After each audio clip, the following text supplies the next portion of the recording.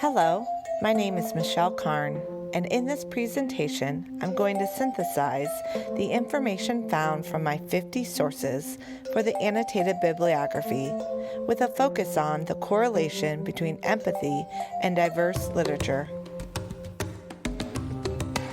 This research process has been one of the most rewarding experiences that I've embarked upon in my academic career. My goal was to research and analyze current literature and studies that surround the topic of diverse literature and its correlation to empathy. I honestly was unaware of what I might find. This concept is the very reason I have started this doctoral journey, as I have seen the benefits of diverse literature in my classroom firsthand. The resources I found were nothing short of amazing and exactly what I needed. My resources comprise of scholarly journals, research articles, podcasts, videos, poetic anthologies, and contemporary fiction. Within those resources, I found that my topic of interest has been thoroughly discussed and researched over the course of the past 30 years. However, I also found flaws in those studies and areas for improvement. This led me to my own questions of how I might approach this topic. Would my study be more specific? Would the process of study be more precise? Would my participants be more K-12 focused? No matter my future endeavors, it was evident that educators must keep talking about and incorporating equitable practices that are inclusive, and their curriculum must be diverse. Only then can justice be accomplished.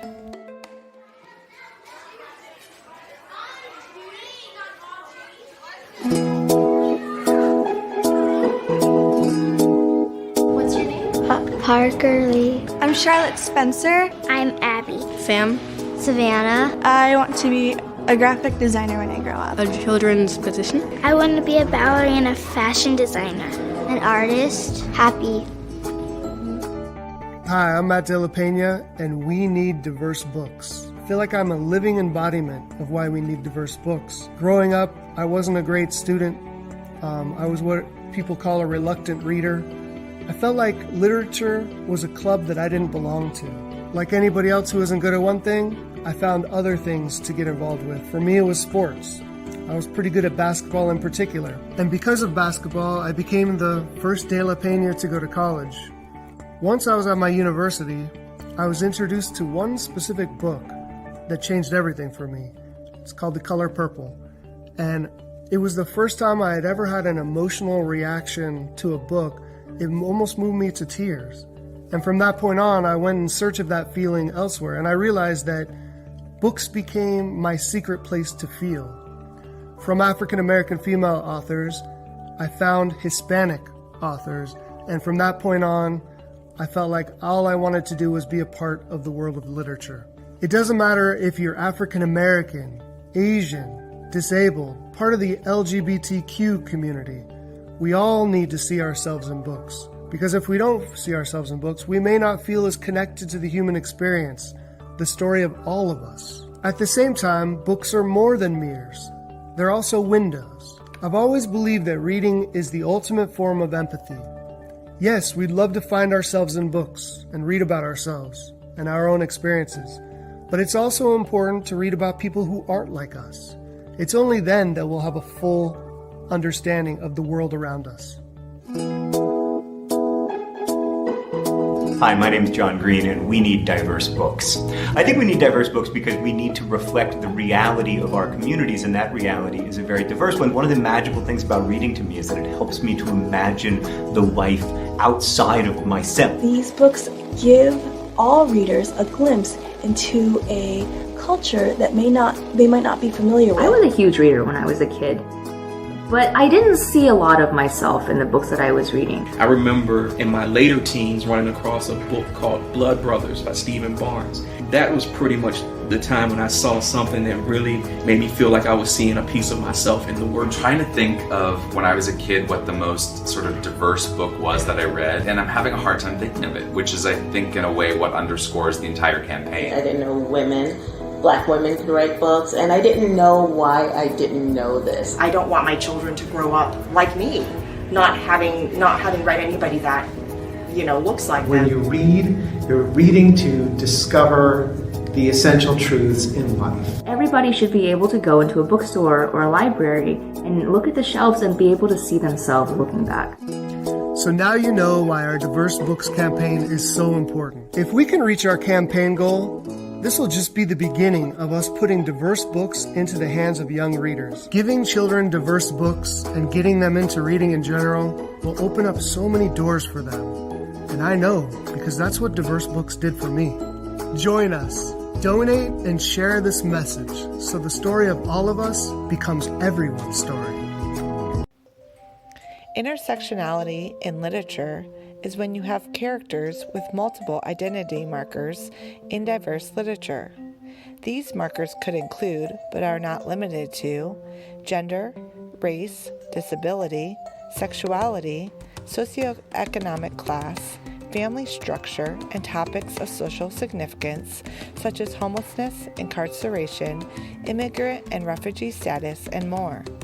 It is important for intersectionality to exist in literature, as the predominant protagonist in literature tends to be predominantly upper middle class, heterosexual, non-disabled, English-speaking, and male.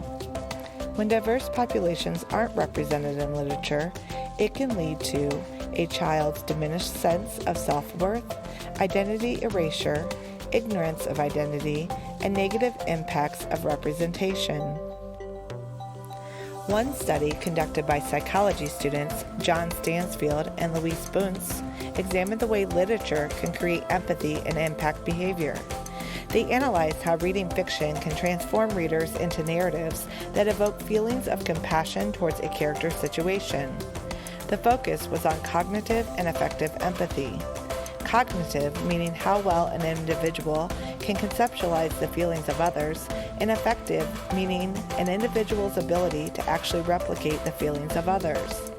In reference to literature, cognitive empathy allows readers to understand a character's plight, and affective empathy causes emotion, such as distress, sadness, joy, etc., when reading about a character's situation. Throughout my research, I became enamored with the work of Dr. Rudine Sims Bishop. In 1990, she published her research on the concept of mirrors, windows, and sliding glass doors, and it forever changed the way in which we view literature. Joseph Frankel takes a critical look at the studies that have been conducted relating to the correlation between reading and empathy. He states that there's no evidence that has been shown that reading is going to lead to extraordinary events or give you superpowers. It was very interesting to me that he addressed the study conducted by David Kidd and Emanuela Castano and later published in the Journal of Science.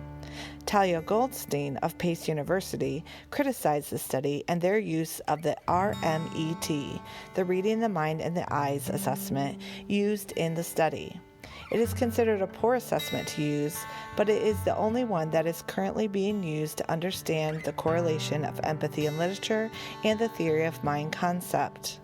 I wonder what other ways you could measure this concept. However, I also think that we should study more beyond literature in the form of the novel. What about poetry? What about short stories? There's so many other ways we could study this concept and look more closely at the correlation between empathy and diverse literature. Here are just a few of the contemporary authors that are accomplishing the task with promoting and publishing diverse literature. Nick Stone, Elizabeth Acevedo, and Jason Reynolds were all referenced in my annotated bibliography, but there are so many more great authors out there. This project left me with so many questions yet to be answered. I also thought that it's important to continue this conversation with colleagues, former students, and friends. So the rest of this video is comprised of a few questions I posed to these people and their answers. I hope you enjoy. My answer to the first question, representation in books and stories. I think that they should, because when a story represents something, it makes a person want to listen more.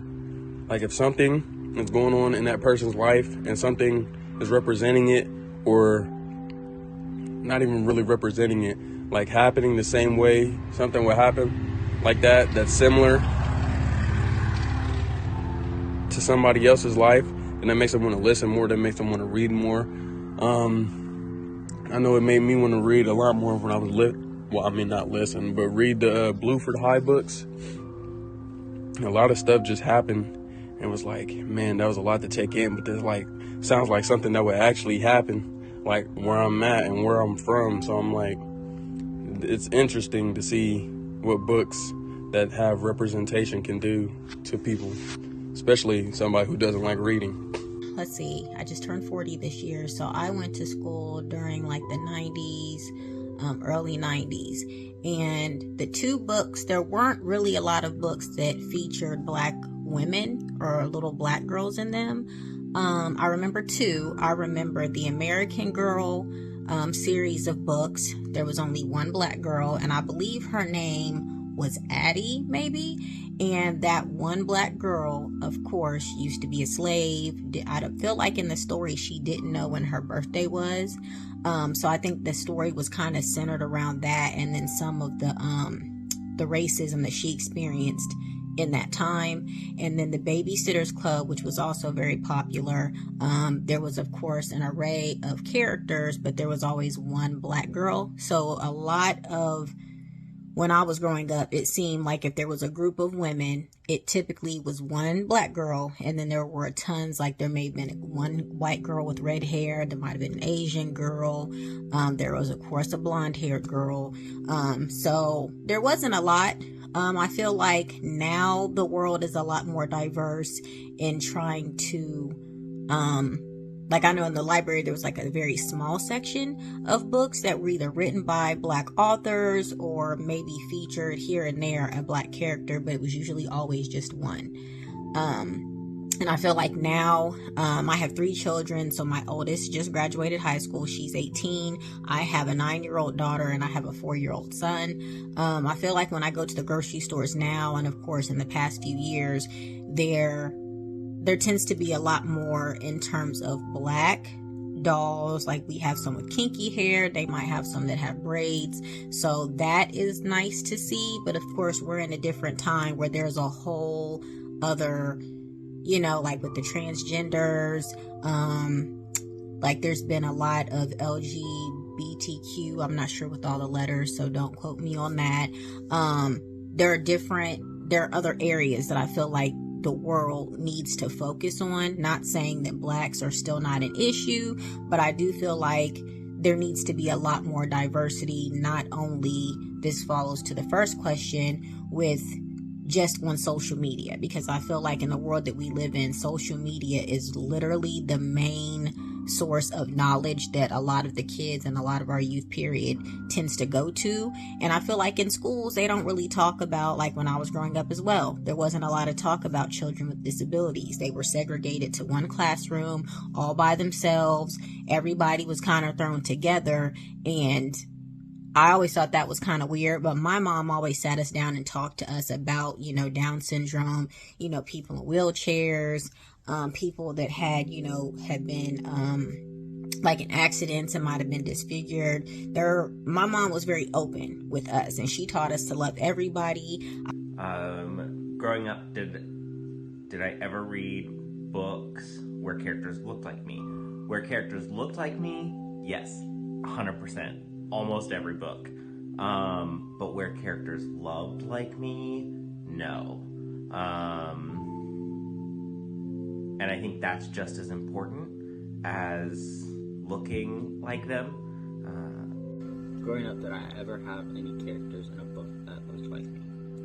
I personally didn't have many books that the character dealt with things I was going through or things I felt. This would have benefited me in the sense that I wouldn't have felt so alone going through the things I went through. As a young queer man, growing up in Ohio, in a very conservative town, I didn't have many outlets, I didn't have many people who understood what I was going through, and that really sucked, because I felt alone. Good day. I was asked to share a little bit about representation in literature and the importance of that. And it is truly important that people, especially children, find a reflection of their life represented in literature. And growing up myself, I didn't see much, but I do remember a few books that maybe characterized or represented those in my life. And I was a child in Michigan where there was often a lot of snow during the winter, and one book especially resonated with me, and that was Little Peter and the Snowy Day by Ezra Jack Keats. And it was so much fun to see Peter finding his way, finding in his world, his snowy world. I remember that one especially, and there was also Whistle for Willie, but the Snowy Day, I think, was a Caldecott winner during that time. And as I developed in my reading and literature, and me and my family were very frequent members of the library, I still didn't see a lot in my middle years that represented me in literature, though I enjoyed reading. One of the books that I did find was Roll of Thunder, Hear My Cry by Mildred Taylor. And yes, that was about people from my particular ethnic group, but it didn't necessarily represent the situation or living that I had. It didn't represent maybe the time period or the region. But I was appreciative to find something that would have represented the struggles of those who lived the lifestyle or the life that I had there, along with To Kill a Mockingbird by Harper Lee. But as far as literature, I'm sure there were more, but those were the ones that I was exposed to and those that I had available to me to read. And so, yes, it's very important that people share their stories so children and people can see their importance and their place in this society, to find the importance of what life that you live and how that's represented in literature. I think it's extremely important for people to share their stories with others. By allowing us to see through another's point of view, it can help us to understand each other and build empathy for one another. I do think it's very important for people to share their stories with others, because each of us as humans have our own unique experiences that we bring to the table. And when you have something to share, there's no telling what part of your life's experiences that are going to be built into this story are going to affect somebody else for the good, for the better, for something positive. And if you can do good, why not? You could create a safe space for somebody, make somebody feel like they're not alone. They're not the only one going through this, or who has thought like this, or anything. If you have the ability to do something good, then you should do it. Thank you so much for watching my presentation. If you're interested in any of the 50 resources that I've compiled, please seek me out for a copy of those resources.